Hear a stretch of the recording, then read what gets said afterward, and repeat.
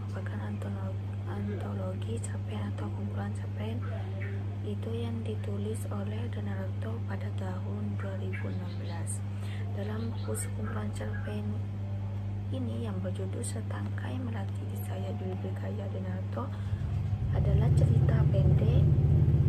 Cerita pendek ini menawarkan pengalaman membaca yang unik dan menggabungkan unsur-unsur spiritual, sosial, dan budaya dengan gaya narasi yang khas.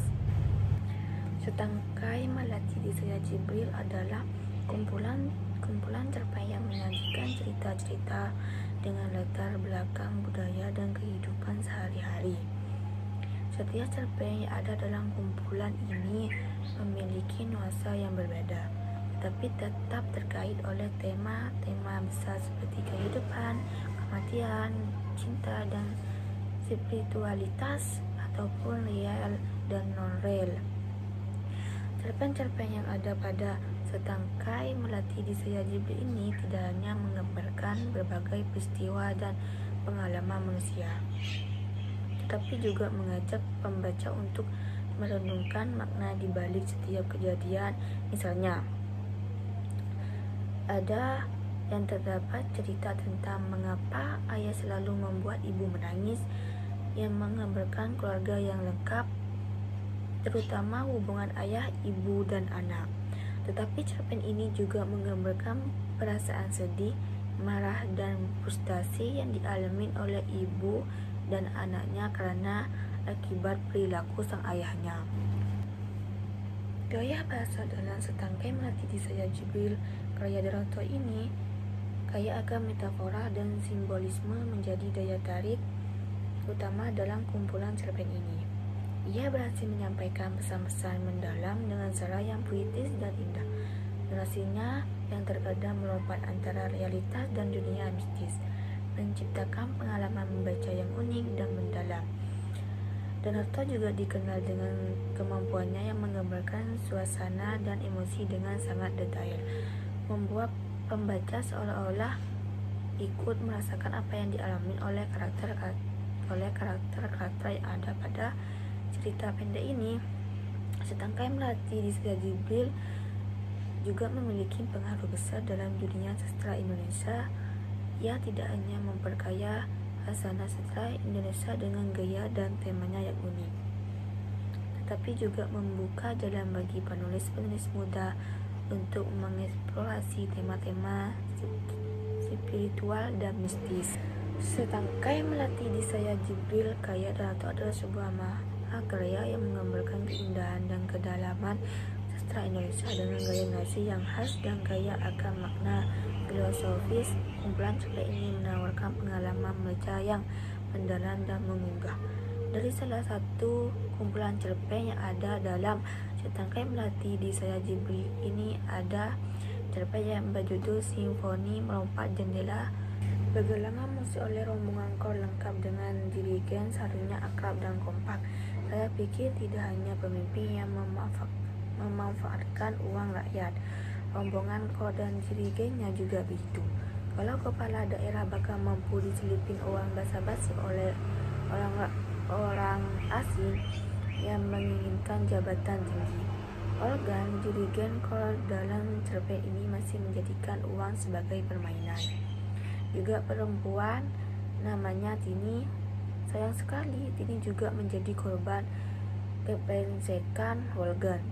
Tidak salah kalau harta tahta wanita menjadi racun mematikan hati, sehingga rombongan kor harus berpasrah setelah pergelaran selesai. Olga melarikan diri melompat jendela, pergi tanpa memberi gaji pada rombongan kor yang sebelumnya sudah dijanji. Tapi dunia ini adil. Kalau ada orang bangsat, pasti ada juga yang berhati malaikat. Meskipun tidak setiap saat, untung saja ada ibu dubes yang mau menjamin bayaran rombongan kor. Bagi Mas Stager, manajer pergelaran, dan rombongan kor lainnya, ibu dubes seperti perempuan yang dititipin sang pemberi rezeki untuk memberikan balasan kepada mereka sebagai jatah makan sehari-hari. Mungkin juga mereka sering membaca atau memelihara surah Al-Fatihah sebagai jimat yang mustajab di dalam hati. Seperti cerpen yang kedua yang berjudul Lempengan-Lempengan Cahaya. Tiga lempengan ini wajib Pak Danarto memberikan setuhan surga pada ketiga lempengan itu. Al-Fatihah ayat kursi dan 2 ayat surat Al-Imran. Tulisannya benar-benar imajiner, sulit dibayangkan bagaimana ketiga lempengan cahaya itu turun bersapuan warna memoles langit dengan hijau. Sesayup bunyi menghantarkan suara, seberkas udara meniup suasana, sebersih bau mengantarkan pengembaraan. Ayat-ayat meluncur jauh, semakin jauh. Semua benda yang mengisi langit mengucapkan selamat tinggal, yang padat, yang cair mencarikan jalan. Memasukkan gelap ke dalam terang, mengembuskan harum ke seluruh bentangan, merentang cakrawala biru, kuning, hijau, ungu, merah, hitam. Lempengan-lempengan cahaya ini ada pada halaman 27. Lempengan itu kemudian menolong gadis kecil di Palestina, gadis ajaib yang mampu menelan ketiga lempengan cahaya. Semua orang tidak bisa, hanya dia yang bisa. Anak kecil yang manis, belum tersentuh bau dosa, dan selalu menjaga lempengan cahaya. Ia benci kepada tentara Israel yang di beberapa detik tertentu membebaskan peluru ke rumah-rumah, menghancurkan lempengan-lempengan cahaya yang selalu dijaganya. Lempengan-lempengan itu pun kemudian berhamburan di mana-mana, di tembok-tembok yang roboh, di baju-baju, dan banyak tempat lainnya. Kalau Tuhan memang baik, seharusnya dia turun tangan sendiri menyelesaikan perang Israel kepada Palestina. Setelah mengambil kembali Nabi Muhammad dari dunia, tetapi Tuhan malah membiarkan, atau mungkin belum puas melihat tawa Zionis yang bangsat, atau mungkin juga ingin segera memeluk hamba-hambanya yang suci, yang sabar, yang pejuang di tanah Palestina. Nona kecil yang manis itu pun kemudian menjadi bersinar di mana-mana, bahkan saat peluru-peluru Israel menghujani Palestina, ia duduk di atas dahan pohon, tetap menjaga ketiga lempengan dan tetap bercahaya. Fatimah namanya. Kalau ada kisah dari utusan bahwa yang terkemuka, tidak mungkin sama persis duplikatnya ada di dunia.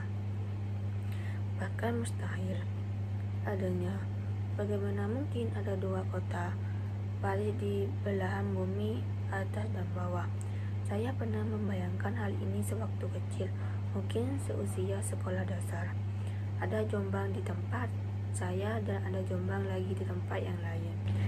Cerpen yang ketiga berjudul Paris Nostradamus. Judul cerpen ketiga dalam buku Setangkai Melati di Saya Jibril ini berontak sekali kepada saya. Berulang kali membaca tetap saja aneh, tapi inilah sastra khas Danarto. Untuk menaikin lift 5 lantai saja membutuhkan waktu selama 5 hari.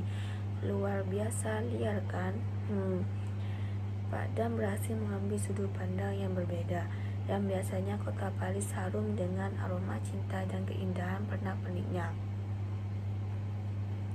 Di cerpen ini, Paris seperti kota hantu setelah peledakan nuklir. Teroris di mana-mana. Bahkan tokoh saya dalam cerpen kehilangan kesejahteraan hidup baru saja datang dari Jakarta ke Paris untuk berkunjung kepada ibu dan ayah. Ternyata tidak sesuai harapan. Tokoh saya menjadi orang asing bahkan di lingkungan keluarganya sendiri. Hal itu terjadi sebelum ia menemukan masjid di stasiun Moge. Di lorong bawah masjid ada lift 7 lantai ke bawah, duplikat Paris ada di sana. Itu adalah kota Paris sesungguhnya, yang harum dengan aroma Eiffel dan lampu-lampu jalanan.